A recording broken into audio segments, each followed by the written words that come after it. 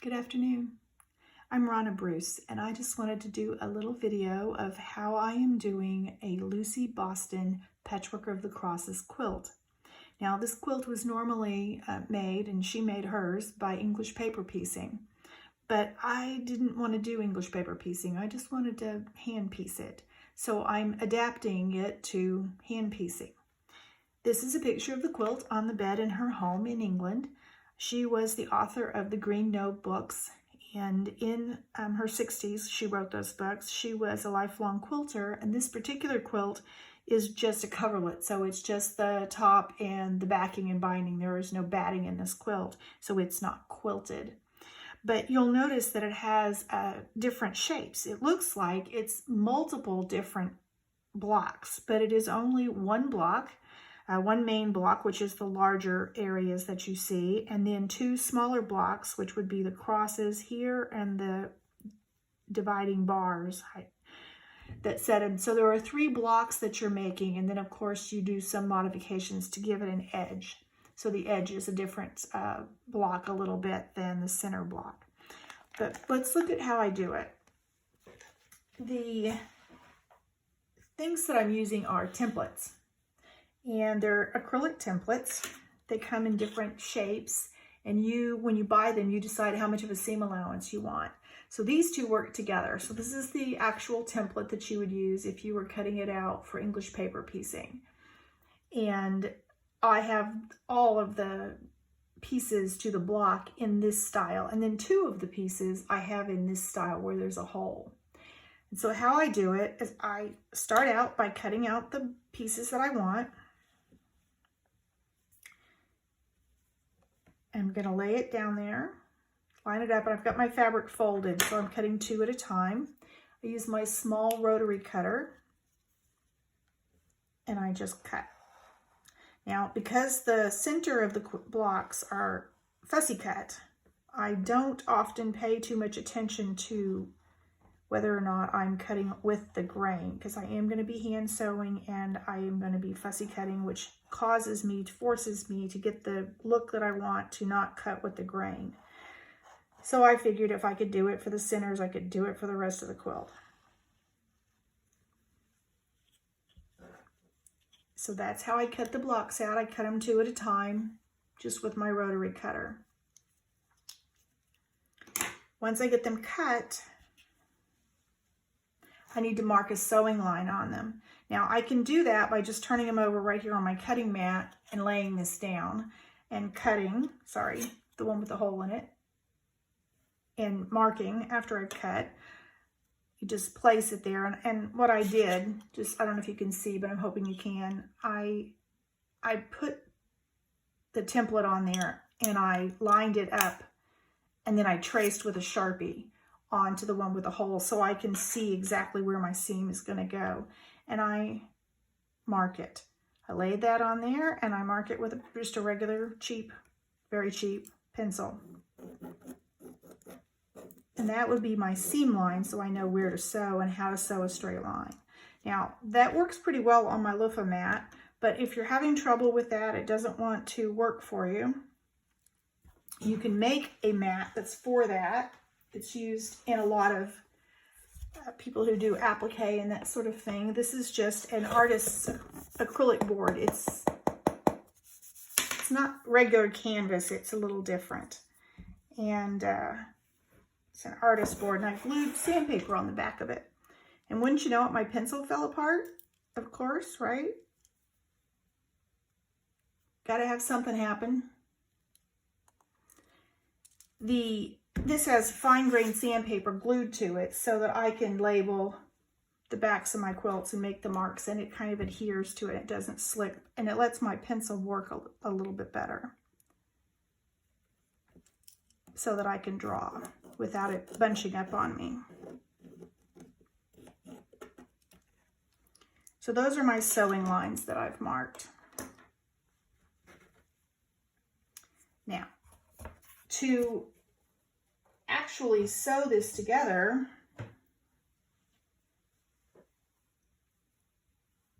you put right sides together, and you're going to sew on one of these lines, but you have to know whether you're sewing this line together or this line together. And that stumps me if I go out of order. So what I like to do is start with the center block, this very center of the block. And here is what I'm proposing to do is as my block. So once I've decided the layout of my block, then I can tell I'm going to sew this one to this one, and I know which side to do. But before I start sewing, since I pulled this over here to show you, let me show you the other thing that's really fun about the Lucy Boston. The blocks are all these oblong hexagons or a square, and then there are some filler pieces that go along the edge. But the main quilt is oblong hexagons and little tiny squares. And on the edges only is where you come into some different shapes, just so you can make the edge of the quilt straight. So, two basic shapes to make it, but you end up with blocks that have infinite variety of appearance because of the fussy cutting. And I'll give you an example here. So I've laid out my center block. So I call these my fussy cuts, and you can fussy cut just these four, or you can fussy cut these as well. And in this case, these are fussy cut. And these can be fussy cut, but I tend not to. And that's just easier on me to cut it, to not have to fussy cut so much.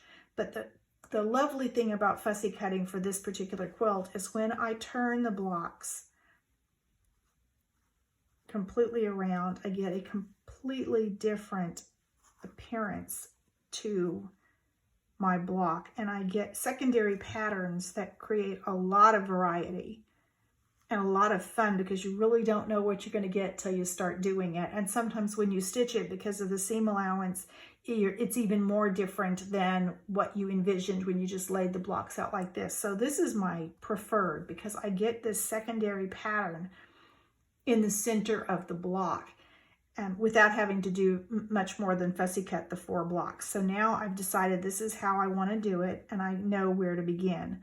So I can begin anywhere, but I might as well begin with the center. And because I have seam lines on the back, if I just roll it over right sides together and then pick up the block, then I can get ready to sew it. I'm going to put a pin straight through the point of where I've marked, and it should come out straight through the point on the back side. And if it doesn't, you need to move your pin and your lines until they match up, because that's how you get the precision with the sewing. Now, I don't know if you know, but Y seams on a sewing machine are a nightmare. At least they are for me. But by hand, Y seams are extremely easy to do, because you don't sew off the end of the fabric. You only sew to the line, to the mark where the pin is. So once I've got that one in place, then I'm going to take my needle and thread. And these are kept, I keep them in this storage container, and it holds 10 pre-threaded needles, and it spins. So I can fill it before I start sewing and then take them out one at a time.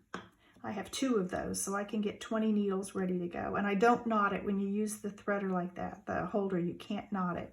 So my threads aren't knotted. So I insert the needle through the point right on the corner of the line, and it needs to come out in the same spot in the back. Then I put my needle through in a tiny little stitch. It's a very small stitch. And I'm going to pull it, but I'm not going to pull it all the way through because there's no knot in the end. I put the tail underneath my thumb, and then I'm going to make a stitch again in the same spot. Now there's 2 ways to make the knot that I'm getting ready to do. I'll show you the complicated way first, but once I learned this, I don't do it any other way now. I hold the 2 ends of the thread in my hand like this. I take the part that went through the fabric, which is this piece on my index finger, and I wrap it underneath and over the needle tip, the pointy part. And then I take the eye thread, and you see I'm holding the first one here. I take the eye thread and I wrap it around the needle underneath and back over the top of it. And then I hold it all and push. Now I can do that much faster when I'm not trying to demonstrate, but that makes a knot, and it makes a very flat knot. I cannot feel that knot very much at all when I made that knot. Now there's another way to make it, and I'm going to show you another one right here. You take your tiny stitch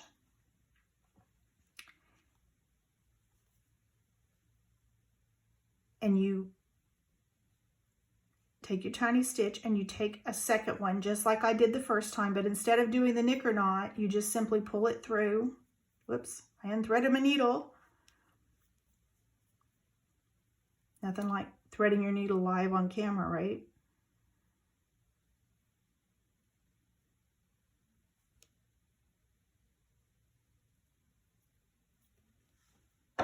Doesn't want to work.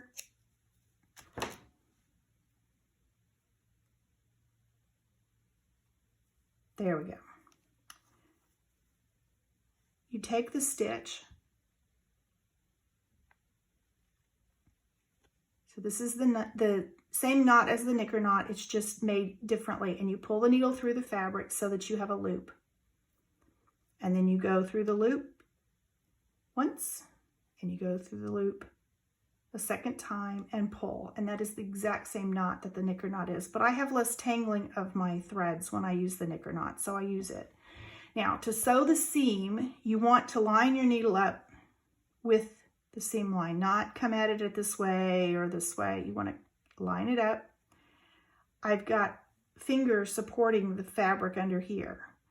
I'm putting my eye of my needle on my middle finger and my thumb on top, right at the base. I'm laying my index finger behind where I'm going to sew, and I am lining my needle up straight with the line. Now, I bend the fabric up and push slightly with my middle finger of my right hand, bend the fabric down and push, up and push, down and push. And so that gives me some very tiny stitches. I pull through when I'm about halfway across my seam, and I take a back stitch. So all a back stitch is when my thread is coming out here, I want to come behind that and take a stitch. So I've already stitched that area, but I'm stitching it again. And then I continue with bending my fabric up and down as I'm pushing my needle forward. And when you do that at the same time and you're pushing and bending, you end up with a running stitch that is quite small. When I pull my threads, I don't want to bunch the fabric. I don't want to draw it together. So I want them to just lie in there nice and tight, but not too tight that it puckers the fabric. And that little back stitch in the center helps keep the stitches from pulling all the way through. And then at the end, I'm going to take a final little stitch, and I'm going to actually make the knicker knot again. Like I said, I prefer the knicker knot to the other way because my threads don't tangle quite as much. So I've got a knot, a back stitch, and a knot. And if I'm going to continue around and sew the next one here, I'm already at this end. If I'm going to sew the next one on this side of the block, I don't have to cut my thread. I can just lay it down and say, okay, I want that one to go there. And I can line it up again, and I do that by taking my sewing needle, the needle I'm going to sew with, and putting it through the point of this one, turning it over, and putting it through the point of that one. Now they're lined up, and I can get another needle or pen, put it through the point of this seam line and through the point of the seam line there. It's off just slightly, so I'll move it over. Now you'll see that my edges of my fabric don't line up, and that's just because of a cutting error. My little marked seam lines line up fine, and that's okay. It just means my seam allowance is going to be a little off. And now I'm going to make another knot because I don't want this to come apart, and if it does come apart, I don't want it to come apart for more than 1 inch or so. So there are knots at pretty much every inch of this. And this time I'll do it the other way, where I pull it through and make the loop, and then from the loop make the knot. So there's the loop, and I'm going to go through the loop once and through the loop twice and pull. So now I've got a knot. Line up, get straight with my line, fabric down, needle forward, fabric up, needle forward. About halfway through, do a back stitch.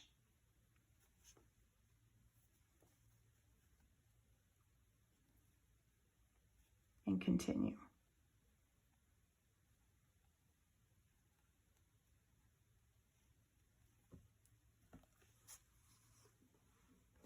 Sorry, I had to get rid of that pen before I lost it. Make sure you're not puckering it. And do your knot to end.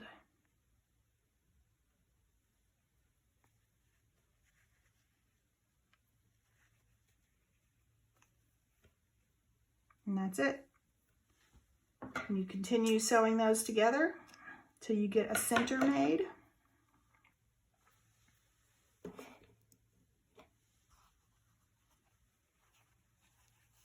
So there's 3, and it's starting to come together. Now, I'm not going to finish the rest of it because of time, but I do have one that I've already done.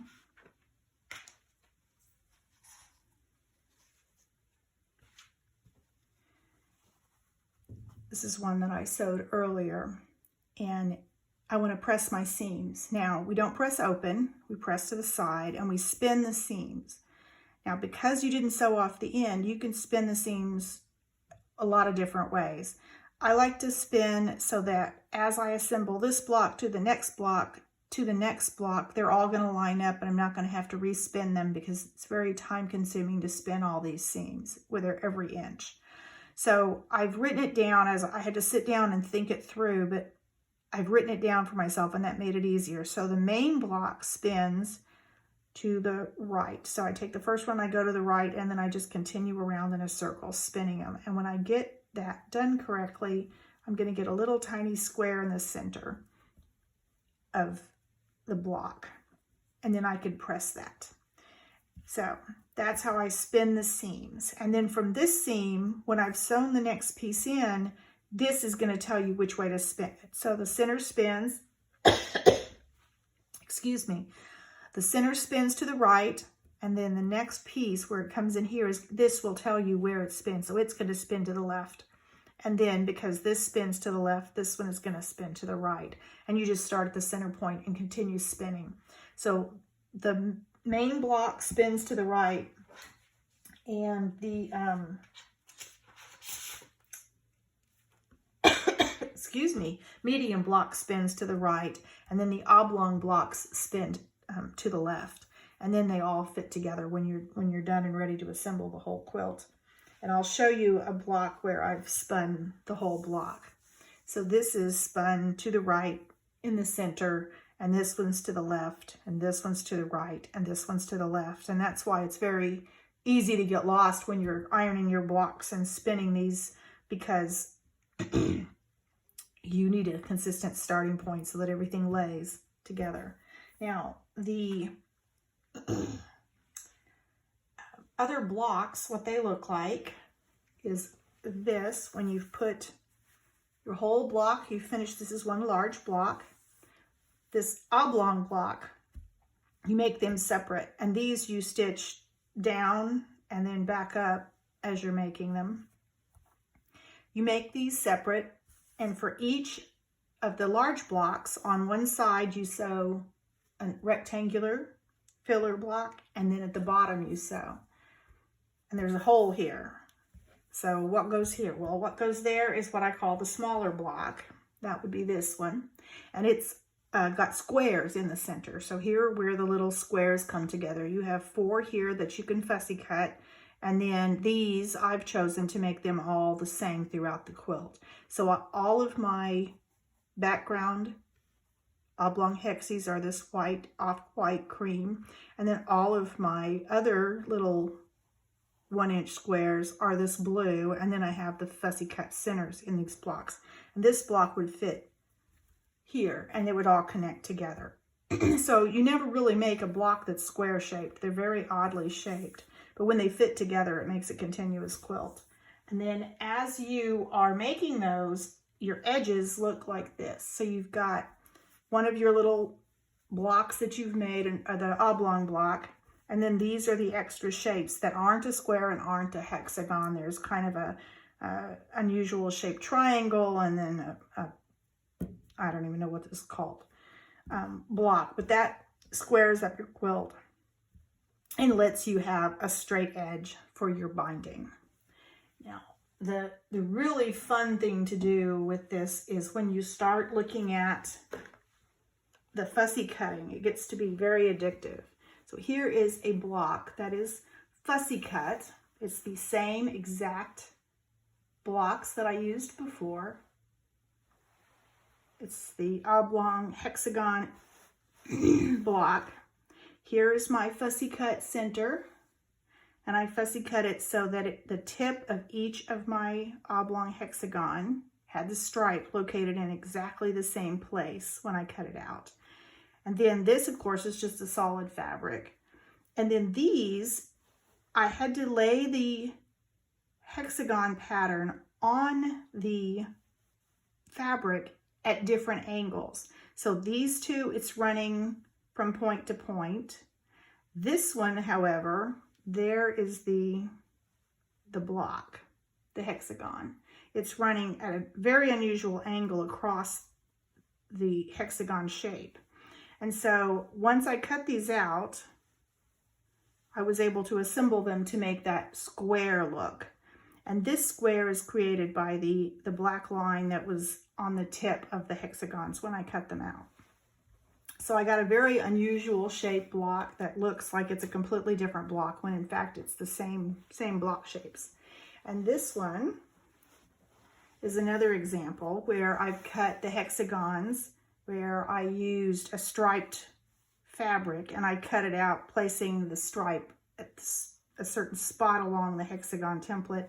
And this is the same. I laid the points of the oblong hexagon down a line of a stripe in the fabric and cut out a two-sided looking hexagon there. So I got a little more robust shape and color and play with fabric and pattern than I would have if I'd cut it just out of solid fabrics. So that is what I'm doing. This is again, the Lucy Boston Patchwork of the Crosses is the name of the quilt. I'll show you that book once more, the front of it. So Lucy Boston was the person who wrote Children of Green Knowe, or the Green Knowe books. And Linda France is the author of this book, and she uses what's called ink lingo. That is her company, Linda France's company, and that is where you can run the fabric through your inkjet printer and print the sewing lines on the back of the fabrics without having to do it by hand. But like I said, I didn't do very well with that. And here again is the quilt as Lucy Boston made it. And I will leave you with that. Good day.